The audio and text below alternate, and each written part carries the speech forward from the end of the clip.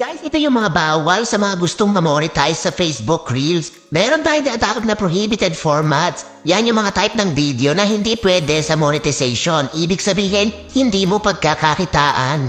Siguro guys, meron din mga nagtataka sa inyo kung bakit masipag naman mag-upload ng Reels.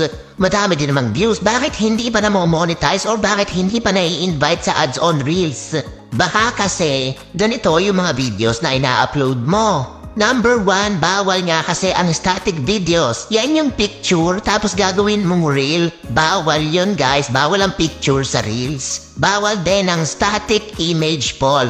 Yan naman yung reel o yung video na nilagyan ng question. Nilalagyan ng question para mag-comment ang mga tao. Kapag kasi madami nagko-comment, tataas din ng views, tataas din ng engagement. Bawal nga yun guys.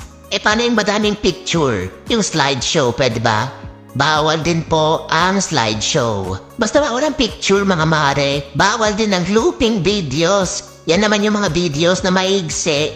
Tapos ang gagawin mo, i-edit mo, paulit-ulitin mo lang yung videos para humaba.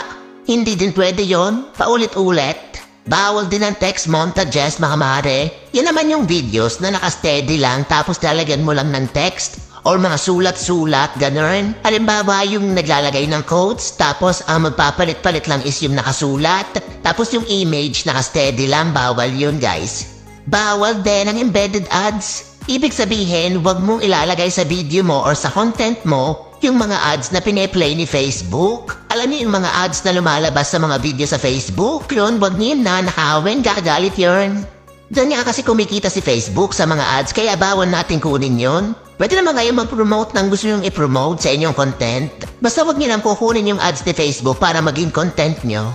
Tapos guys, tip ko lang, alam ko madaming mahihilig mag-upload ng mga slideshow. Next time, ang gawin nyo, imbis na mag-picture-picture kayo, video ang gawin nyo, yung mga 3 seconds lang, tapos saka nyo pagsamasamahin. Paggugulat kayo, mas maganda ang effect kesa doon sa mga pictures na pinagsama-sama. Ganyan yung ginagawa ng mga content creator, kahit ng mga artista ganyan. Tapos guys, huwag masyadong may buyong camera, tsaka kung meron kayong gustong sabihin sa inyong vlog or sa inyong video, kailangan clear yung boses nyo, clear yung sinasabi nyo.